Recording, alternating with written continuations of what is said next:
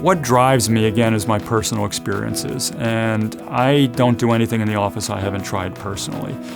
I have a very high level. I'm very critical of a lot of things, but once you show me that it works, you've got me on board. So the first time that happened was when I went to visit Dr. Hatrak in Atlanta, and he had a high-end all-pro NFL player in the office.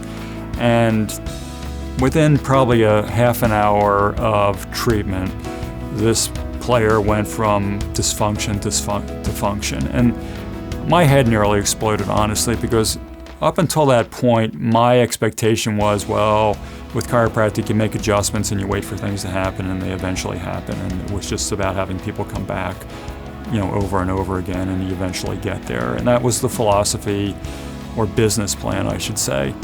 So visiting Mike in Atlanta just completely blew that apart, and I just could not believe within one visit with the right treatment protocols you could get those kind of changes. And that was a huge aha for me. So the other big piece for me was in 2005, I think it was, I tore my ACL skiing at Snowbird. I went into an area on a mineral basin. It was a whiteout. It was the first run of the day, and my ski didn't release and pop. I heard my left knee pop, and I wasn't sure what happened. Sat down for a while, figured it was not that big a deal. Stood up, and then couldn't go down, and ended up getting taken down the hill in the sled, blown ACL. Now, this is a little bit weird maybe to some degree, but I think I want to connect with people that may have experienced this. At that time I was doing triathlons. Just literally a lot of my free time was based on triathlon. It was a lot of hours per week in training. Broken ACL. I started to go to PT after surgery, and I was getting absolutely nowhere. I couldn't straighten my left knee out if you offered me $10,000, and I had gone through 4 physical therapists.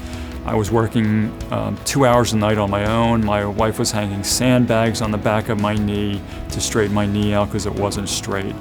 And I, in all honesty, was getting very depressed. And I know this may sound trite, but as an athlete, not being able to perform, but more importantly, thinking about what this means for my future, it's like, if I'm not an athlete, what am I?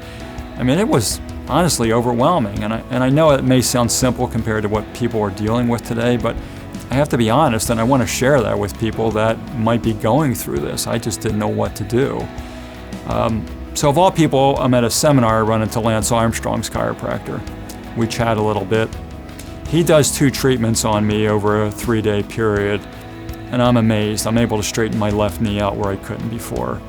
Later that week, I take my bicycle and go ride up Emigration Canyon, and whereas my left leg was going along for the ride before, now it was engaging. The quad muscles were firing. I just could not believe it. And within 4 to 6 weeks, that left leg was almost back to normal. And again, another game-changing awareness that I had over the years, that just reactivating the muscle and how important that was. And if that wasn't done, where I would be in that respect. And what was happening, interestingly, is that and I think people need to be aware of this, is that you'll work around the dysfunction or the adaptate, you'll adapt to the injury. And I found, once I realized it prior to that, is that if I was going up steps, I would always lead with my right foot. If I was going upstairs, I would lead with my right foot. So my brain didn't want to use the left leg to generate power, so it always led with the right side. And that was something I didn't want to get used to, but it was very subtle that I didn't realize that my body was doing that. So for patients may not realize that they're going through all this adaptation until they have a proper functional evaluation. And that's not very common in the chiropractic profession. I mean, I love chiropractic, and I stand on the shoulders of the people that came before me, but I just don't see how adjustments only fix all these problems. There's just no way, shape, or form from a personal and professional standpoint that adjustments only can do that. And I know everybody wants to be involved in sports, but I just really feel like what has to happen is that you need to evaluate the muscle system, the biomechanics, and the soft tissue for pain and inflammation. So those are the 3 big tenets of what we do.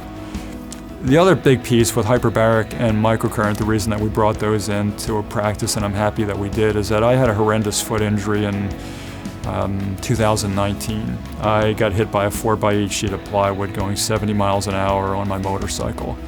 I am very fortunate that something worse didn't happen, that I could have died and a variety of other things. But I'm literally finishing a ride on I-80, and about 8 o'clock at night, June 29th, and I see a 4x8 sheet of plywood on the interstate in the left lane, and I've been riding since I was a kid, so I know what to do. So I start to go to the right to avoid it, and a semi goes by about 100 feet in front of me, and the air of the semi made the plywood go completely airborne, a 4x8 sheet of plywood.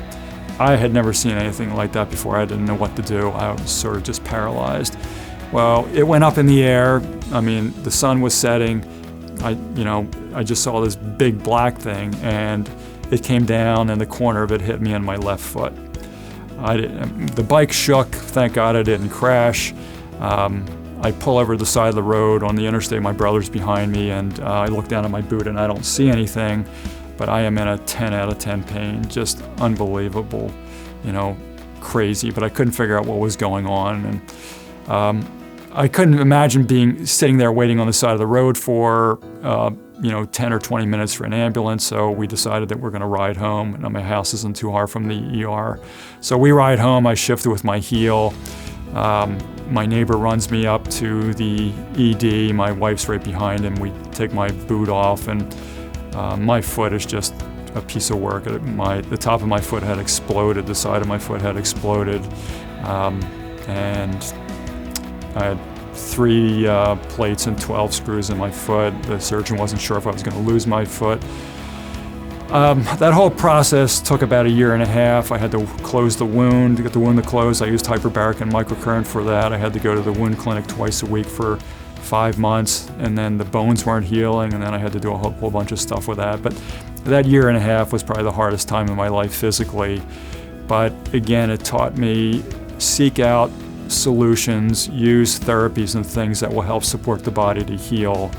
And to this day, I'm again very thankful that I still have the plates and screws in my feet and my foot, but it's working so much better than it was, and that played a significant role in validating some of the therapies that we use.